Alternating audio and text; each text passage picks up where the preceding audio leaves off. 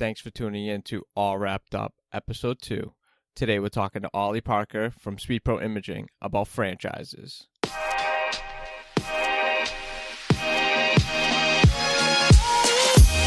What's up, everybody? Thanks for tuning in to All Wrapped Up Podcast. We'll be interviewing industry-leading wrap companies to share tips, tricks, stories, and more.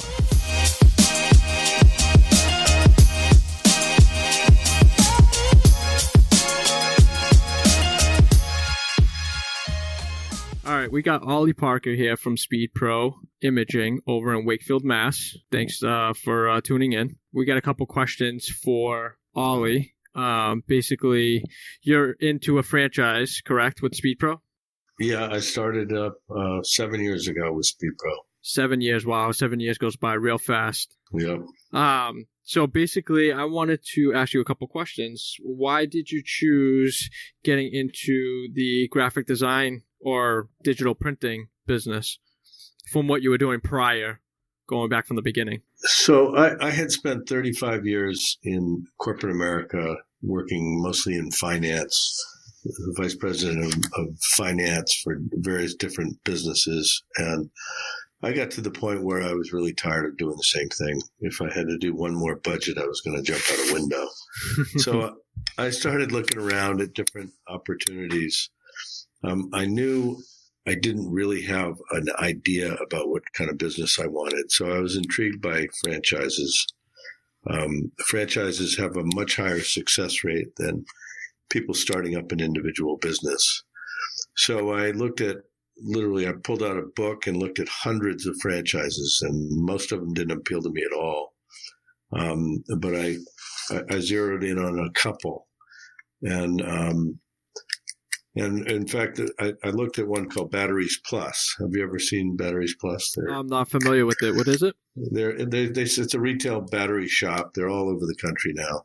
And it was kind of intriguing because it's partly business to business, partly retail. And batteries, as you know, is a really strong growing business. But the more I looked at it, the less I really wanted to be in retail, which really requires 7 days a week. Right. And long hours. And I just finally pulled the plug. But in the process, I had talked to a number of franchise brokers and been referred to a couple. And I ended up talking to a guy who gave me 3 ideas for franchises, none of which were in any of the books. Okay. And so I looked in those in some depth, and Speedpro was the one that sort of jumped off the page at me. Wow. Now, after looking into Speedpro, did you actually look into any other similar franchises like Fast Signs or Signorama and kind of figured out which one would give you the best results or better deals? No, I didn't. I knew there was Signorama and there was Fast Signs. Those are more on the outdoor signage space, and a lot of them sometimes might require some equipment. It's more installation oriented. Speedpro was really aimed at the corporate marketplace as reselling to printers, sign shops, marketing firms, ad agencies.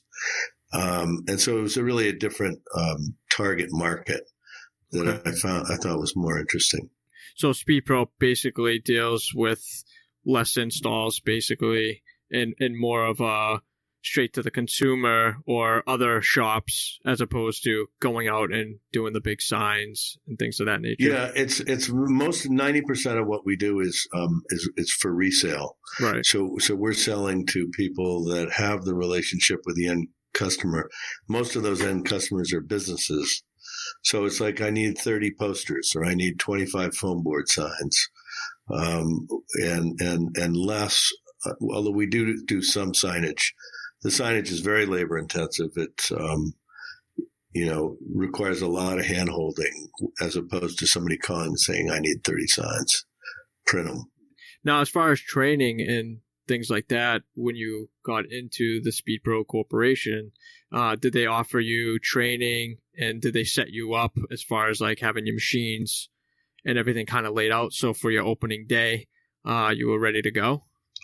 Yeah, so Speedpro has a model where they, and it's evolving over time. But when I started, we started with one Roland printer, a cutter, and a laminator, and they came and they set up the equipment and, as well as all the furniture in the studio. And they had a very clear idea about what the studio should look like. So there were some guidelines to follow. The lighting was all spec'd. So it was really almost a turnkey. Right. And they showed us the basics of how to use the printer. Of course, it's always more complicated than that. And we learned on the fly where somebody said, "Can you do this?" And I'd say, "I'm not sure if I can do that, but let me get back to you." And we would figure out how to do it. Oh, that's great. So there's a lot of learning on the fly, and I'm still 7-8 years in, still learning new products and new processes. Perfect. Now, what do you guys? I know back then you had the cutter, the laminator, printer, basic setup. Now, have you guys evolved to a bigger printer or more printers, or going into dye sublimation or anything to that nature now? Well, we've stayed away from dye sub for now. It takes a lot of space. You need to be able to print very wide, and we've tried to stay away from anything wider than 8 feet. Right. But we have expanded our capacity. We sold the Roland that we originally had, and we've replaced that with 2 HP latex roll-to-roll printers. And those are both, fairly late models. They're a year and a half old. And I've had 2 flatbed printers. I had a HP flatbed that served me very well for 3 or 4 years. And then we sold that last year and replaced that with an Agfa 8-foot wide flatbed printer that prints 3 or 4 times as fast as the HP did, with a much higher quality. So we have evolved. We've continued to invest in equipment, and right now we have a very, very strong capacity and capability. Now, do you find that the HP printer serves a better purpose than the eco solvents, or as far as quality and speed? Because that's basically what everybody's looking for, is how quick can I get it? And with eco solvent, you do need to let it kind of outgas for a little while prior to laminating. Do you see a faster production in your end for having latex? We think the latex printers are roughly the same speed as the Roland was. Mm-hmm. The advantages that we found is that you don't have to worry about outgassing. The material is dry when it comes out. But we also found that we don't have some of the issues we had in printing gradients. The Roland had a tendency to create some stripes whenever we tried to print heavy gradient, and right. And the latex prints that a little bit nicer. I know that the Roland had that not huge problem, but it was really tough to get a rich dark black color. It would kind of have a hint of green or something in it, and I think that was a big downfall for Roland. But I think since then, I think they've kind of fixed those hiccups with new heads or technology, but HP is definitely the way to go. Well, we think it's been really good for us, but things move so fast out in that world. HP, I know, is working on their next generation latex. I understand they're even working on a flatbed latex printer, which they've struggled with. In order to do a flatbed, you really need to have white ink. Right, and that's proved to be really difficult with the latex technology. But I have no doubt that they'll come out with something that will make me regret my flatbed purchase within a couple of years. Yeah, I mean every 4 to 6 years they're coming out with a new product, and they stop producing replacement parts because they want you to purchase a new, high end technology. So yeah, but you need to stay invested relevant in this. You can't let it go too long. I agree. And we've been really happy with our Agfa printer. The quality is so much better that it's removed issues about quality that we've struggled with. We couldn't do point of purchase with the HP flatbed. The quality just wasn't there for those high end applications.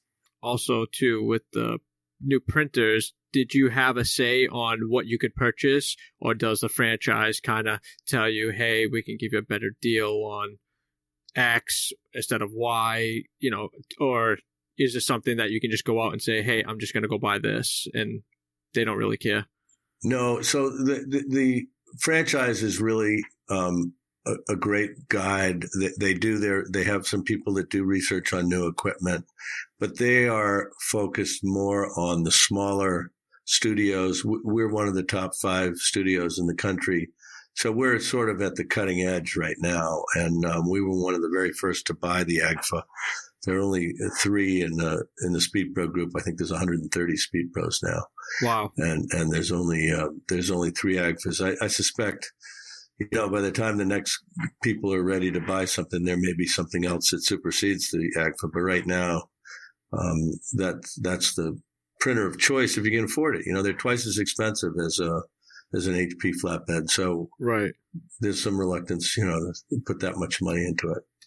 That's funny that you say there's 130 locations. I did a little research on the background on how it all started up in Canada and things of that nature. Were you able to speak to the original person that started the corporation? Because I know they started up in Canada for a while, and then the first Speedpro was actually in the United States, started in Texas, I think it was. Yeah. They decided to start in Fastsign's backyard, which is in Texas. Wow. Blair Grand was the founder, an incredible, wonderful guy. He's a true entrepreneur, a true visionary, and he saw this opportunity. He went and started the company in Canada, and I think there's maybe 20 or 30 in Canada studios up there. Right. Those are much more sign-like. They do more things like Signorama or Fast Signs. Well, he comes from the background of a sign family, and he originally branched off after seeing a vision that more cut graphics, because they came from hand painting, correct? Hand painting. His grandfather was a sign maker, and he grew up making signs by hand. It is a fascinating story. And now he's a singer. Come on. He sold Speedpro, and gosh, I wish I could remember the name. He's got a pen name that he's out there on YouTube singing away country songs. That's so funny. But he had this vision, and he said, I think if you take these products to some of these high-end printers, they're going to buy from you, and they're going to tell you when you go in there that they don't really do a lot of that. Right. But they need that. And so when I started up, I had one sign in my hand. I walked into these big printers, and I said, hey, I do wide format printing. Do you guys need any of this? And all of them were eager to talk to me because they didn't have anybody that was reliable that was doing it. A lot of them were taking their files to Staples and having Staples print them. Right. And so they started using us, and then they realized, these are companies that have 20 and 30 salespeople. They realized that we can really fill a gap of printing the wide stuff. They don't have any interest in these big printers have no interest in having this kind of equipment. They'll do 10,000 brochures, but they don't want to do one poster. Right. And they're not set up for it. Right. And I always thought, the corporations, as far as the people who bought into the franchises, I didn't think of them as more competition at the time. I didn't think, like that. I just thought, networking is always good just in case, if my printer went down, at least I'd have a backup. And that's always good to keep that door open and be able to print stuff like that, because sometimes, you're limited sometimes at your own shop or what you can do, and to have that extra person that, can do wholesale or even give you somewhat of a discount to resell, it's always a good plus. So having, the Signoramas and the fast signs, it's huge for the economy. And I see that too on the stats for Speedpro. You guys are growing every year. I think it's like 11.5%. You guys are growing every year, which is huge. Speedpro in Boston, we grew, Speedpro Boston, we grew 25% a year or more every year for 7 years. That's great. And it, it's been really satisfying. This year is a little tougher. It gets harder as you get bigger. Right, because you got to kind of go with the times. Because now you're printing wraps. Now you're getting into it, and more or less producing the graphics for them. Yeah, no, we don't do as many wraps as we did when you and I worked together. Our website, for whatever reason, doesn't attract the Demographic. audience. Yeah. They're working on fixing the website, but our website just for whatever reason isn't getting. We're not getting the phone calls we used to get. We used to get 2 or 3 calls a day, and now we get 2 or 3 calls a month. Oh, geez. So do you see that being more or less like a crutch right now with the franchise not promoting it? Or because I know every website is more or less cookie cutter for the Speedpro branches. They're all kind of linked into one website with, maybe like a slash with that location or whatnot. Yeah. Is there something more updates that they need to do in order to get that demographic? Or do you feel like where you're at is kind of where you want to be? So first, the wraps are they're really time consuming and they're relatively low profit business, but they're nice add-on. They're nice revenue. We do them. We're able to do them. We're set up to do them. So it's nice when people call and say, "Hey, could you do this?" And we do it. Right.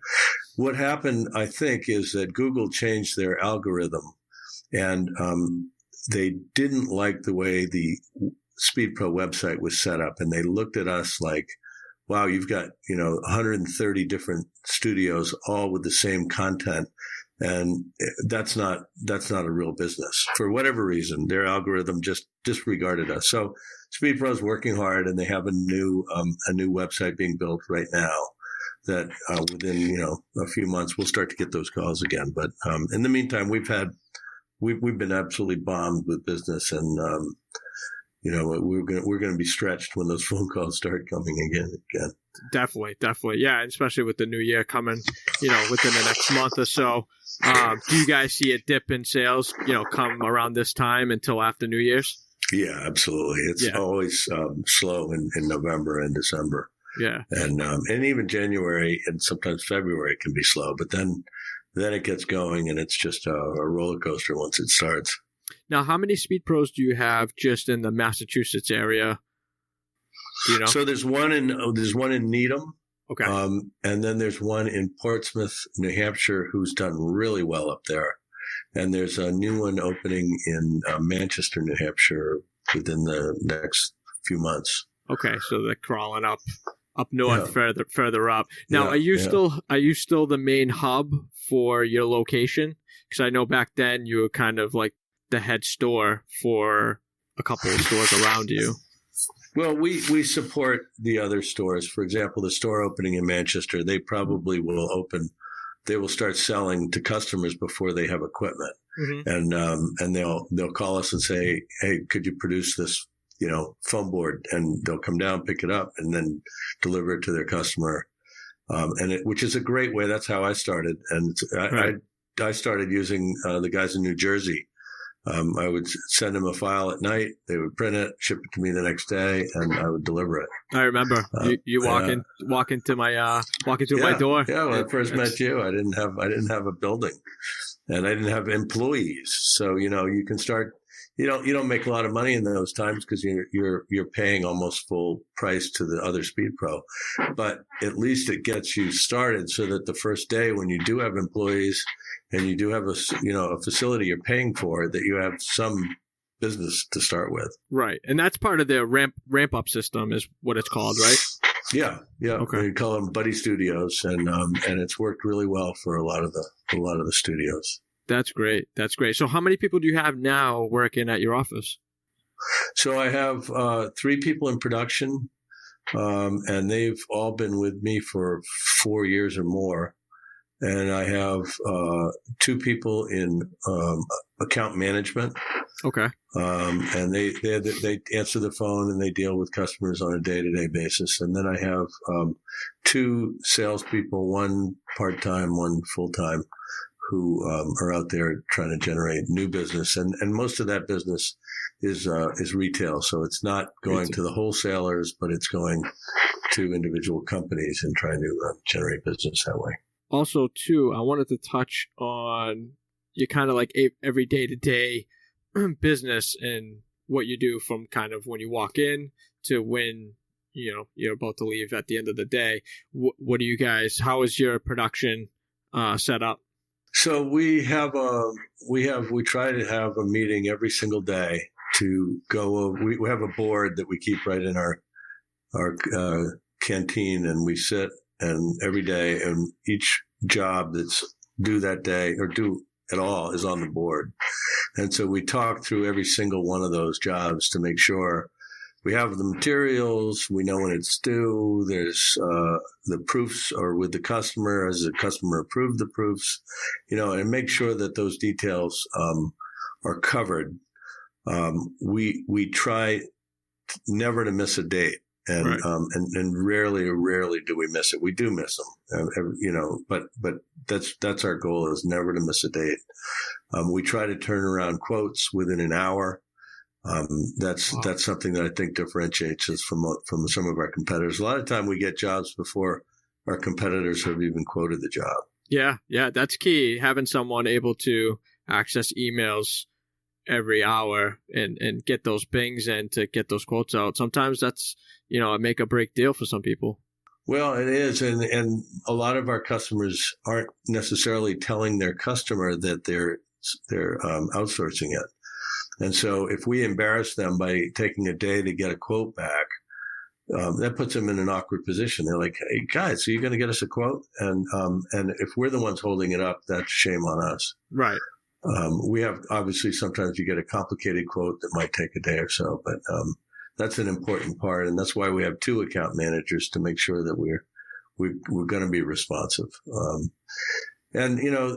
the day to day for me, I have 2 guys on the front end who are watching the shop and dealing with the day to day stuff, making sure that if something's got to ship, that it's ready to go on time by the time UPS or FedEx picks up. Mm-hmm. So my day is dealing with the exceptions, and that's either large projects that maybe require a little bit of project management, or problems, things that weren't handled properly the first time, quality issues. I'm mostly dealing with exceptions, and then, sometimes trying to generate new business. Most of your quality stuff, is it related to either the prints or final product for pickup or whatnot? Yeah, I mean, it can be anything from, there was a scratch on it when it was delivered. It can be, and that could happen. It usually doesn't happen before it leaves here, but it's possible that we look at something and say, I think that's probably okay. Right. There's always a judgment call on those. But it could be that, we shipped it in a container that was pretty well, we're pretty good at shipping. We ship a lot of stuff.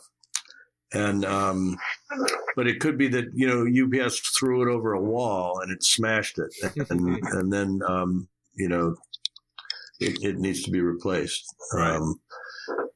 Or it could be a misunderstanding. Somebody had asked for it to be reverse printed. It wasn't clear, and it didn't get done right. Right. So there's a million ways of doing things wrong.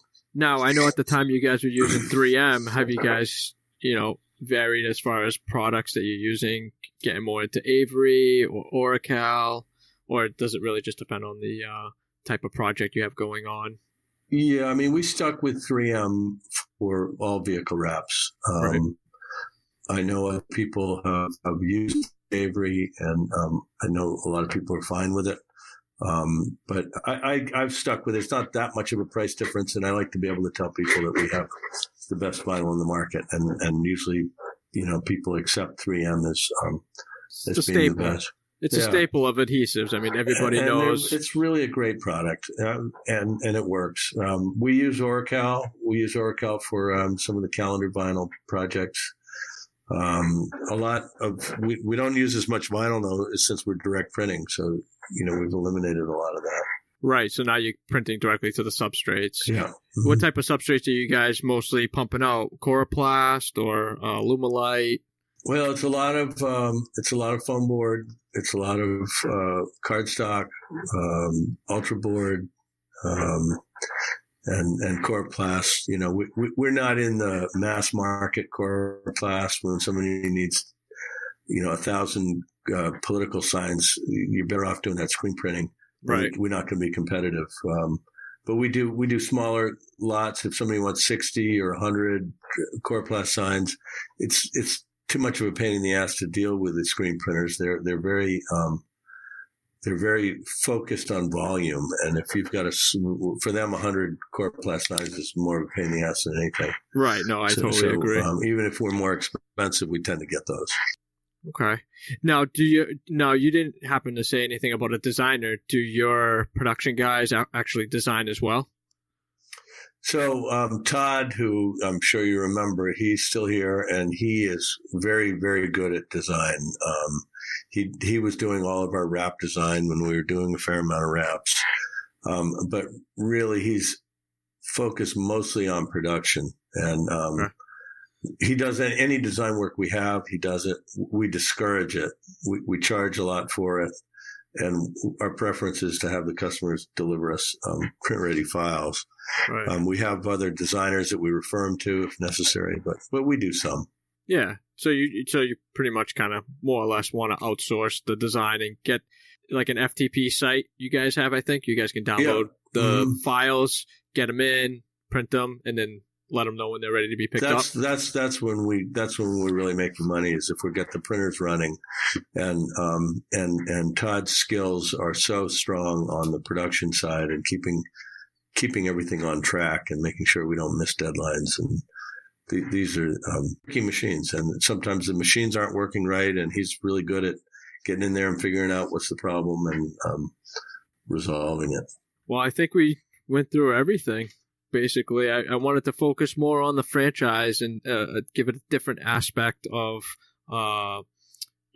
the wrap industry or the sign industry and how you view it now, being in the industry for 7 years and going from corporate America to now being a business owner, and basically how it benefited you at the end. I didn't meet you then, but now after 7 years, you seem, a little bit more confident in the product and the whole industry than you were back then, because it was a learning curve for you for sure. No, absolutely. I don't think you really knew exactly what you were getting yourself into. There's so many different things, so many wheels turning in this industry, and every few years things are changing, and to keep up with that is very, very tough. So to have a good backer, having a company like Speedpro help you out with those transitions, I think it's great for people like you that don't know if doing it yourself is going to be beneficial, because you can lose a lot doing it yourself. Well, to be truthful, Speedpro doesn't do much for me anymore.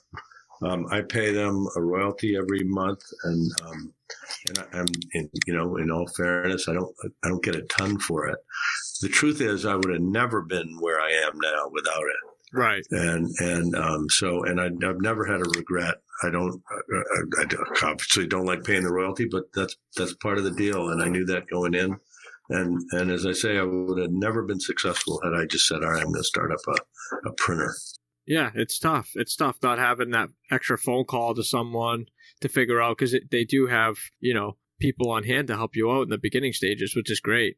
Especially, and now, I mean, they're redoing the website, and that's going to be great. And they provide us with software for running the business. And again, I wouldn't be able to do that without them. So I'm certainly getting value.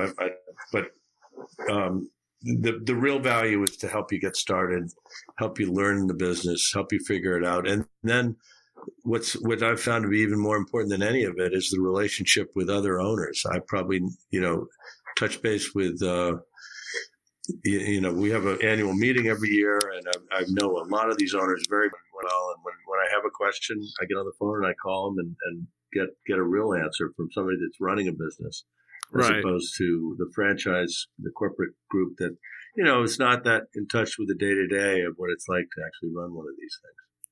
Right. And do you actually go to conventions and things of that nature as far as the industry goes? Or do you kind of... So we go. We have a convention every year, and I go to SGIA. I try to go once every couple of years. Yeah. Check up all the new equipment, things that we can't afford for right now, but right. Especially when I was deciding to buy this new machine, it was really helpful to be there and to see everything that was available. Right. and compare them. And, I had samples done on 4 or 5 different printers, and then compared the quality of the different ones and the speeds and, the cost. And it all comes into factor. Definitely. It all does. Yeah. Definitely. Do you feel like the biggest expense is your inks? No. What do you feel like? I probably phrased it wrong. What do you feel like is your biggest expense? By far, it's the people. The people. Yeah, the clients. It's the labor is the biggest cost in the business, and the materials, are important costs. The inks not so much. I mean, inks is a relatively small cost. Right. But people, having good people, paying them well. I pay benefits, and my people generally stay with me for a long time, and that has huge value. Even if you feel like you're overpaying people, right? To not have to replace somebody, oh my God, it's so painful. I know. I think in the beginning stages you had lost one or two people, and it was tough. Both my production and marketing person, it's incredibly painful. But that's life, and they're not. You don't really have control on it. All you can do is try to pay them well, try to take care of them, make them enjoy coming to work every day. Right. And so far that's worked out so far pretty well. That's great.